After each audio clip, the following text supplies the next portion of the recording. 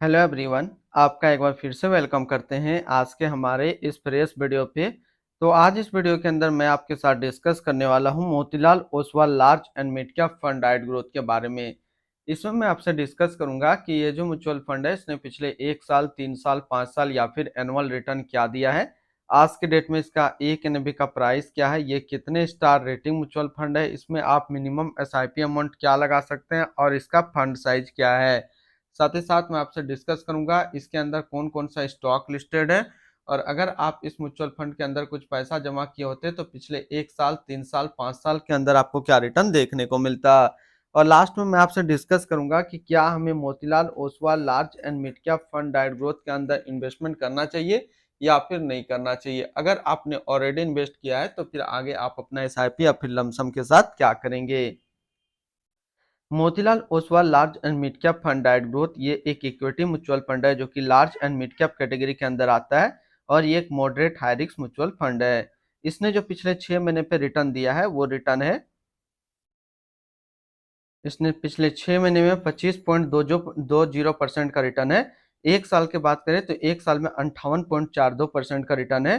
3 साल में 28.52% का रिटर्न दिया है। और अगर एनुअल रिटर्न की बात करें तो एनुअल रिटर्न है 28.97% का। ध्यान देंगे अभी जो भी रिटर्न मैंने आपके साथ डिस्कस किया ये इनका वन टाइम यानी कि लमसम का रिटर्न है। अगर आप एक बार में कुछ इन्वेस्टमेंट करते तो आपको ये रिटर्न देखने को मिलता। अगर आप एसआईपी के थ्रू इन्वेस्टमेंट करेंगे तो रिटर्न आपको कुछ और मिल सकता है। तो क्या रिटर्न मिल सकता है ये चीज मैं इसी वीडियो के अंदर आपके साथ डिस्कस करूंगा।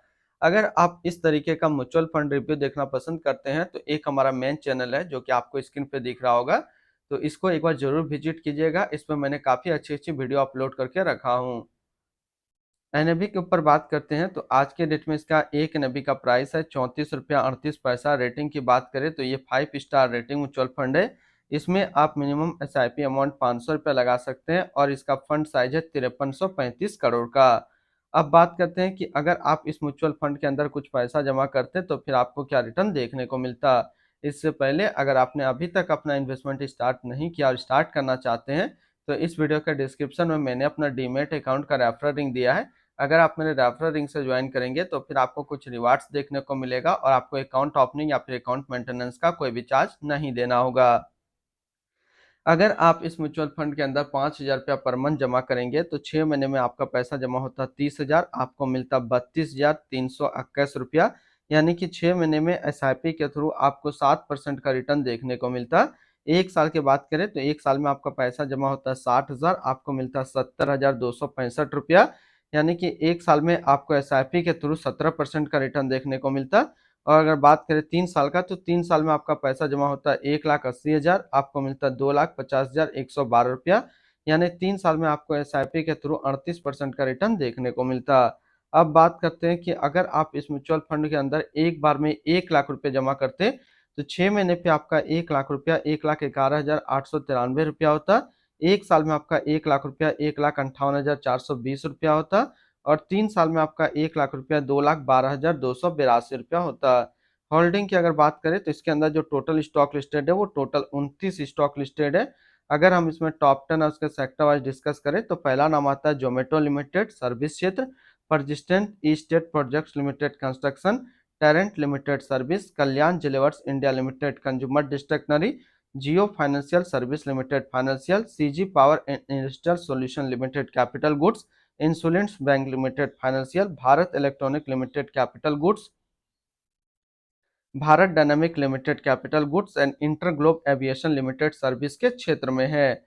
अगर हम लोग इसकी होल्डिंग एनालिसिस की बात करें तो इक्विटी पे 98.9, डेब्ट पे 0.8 और कैश पे है 0.3%। इसकी इक्विटी सेक्टर एलोकेशन की बात करें तो सर्विस पे है 21.8, कैपिटल गुड्स पे 21.7, financial 15.7, others 14.2, construction 9.6, health care 9.1 और कंज्यूमर डिस्क्रिशनरी पे है 7.9%। यानी कि अगर आप Motilal Oswal large and mid cap fund के अंदर अपना पैसा इन्वेस्ट करेंगे तो आपका पैसा इन सारी कैटेगरी पे डिस्ट्रीब्यूट होकर के लगेगा। इनके एडवांस रेशियो की अगर बात करें तो इसका प्राइस टू अर्निंग रेशियो 54.83 और पीवी रेशियो 6.04। अगर आप इस म्यूचुअल फंड के अंदर अपना पैसा इन्वेस्ट करना चाहते हैं तो फिर मिनिमम लमसम आपको 500 रुपया का करना होगा और अगर आप एसआईपी के थ्रू इन्वेस्टमेंट करते हैं तो आप 500 रुपये से स्टार्ट कर सकते हैं अपना एसआईपी। रिटर्न एंड रैंकिंग के ऊपर बात करते हैं तो सबसे पहले बात करते हैं Motilal Oswal large and mid cap fund का फंड रिटर्न, जो कि एक साल में 58.4, 3 साल में 28.5 और एनुअल है 29% का। वहीं पे इस कैटेगरी का जो एवरेज रिटर्न होता है यानी कि equity large and mid cap mutual fund का एक साल में 45.1, 3 साल में 22.5 का है। तो यहाँ से देखेंगे ये म्यूचुअल फंड एक साल 3 साल हमेशा अपना कैटेगरी एवरेज से ज्यादा रिटर्न दिया है। और रिटर्न रैंक की भी कैटेगरी पे देखेंगे तो ये टॉप 5 म्यूचुअल फंड में अपना जगह बना रहा है। तो अगर आप एक large and mid cap mutual fund ढूंढ रहे हैं तो ये म्यूचुअल फंड आपके लिए अच्छा विकल्प है। आप इसके अंदर अपना इन्वेस्टमेंट बना सकते हैं। अगर आपने ऑलरेडी इन्वेस्ट किया है तो फिर आगे आप अपना एसआईपी या फिर लमसम को कंटिन्यू रखेंगे। इनकी एक्सपेंस रेशियो की बात करें तो इनका एक्सपेंस रेशियो 0.55% का। एग्जिट लोड की बात करते हैं, अगर आप इन्वेस्ट किया हुआ पैसा एक साल के अंदर निकालेंगे तो फिर आपको 1% का एग्जिट लोड देना होगा।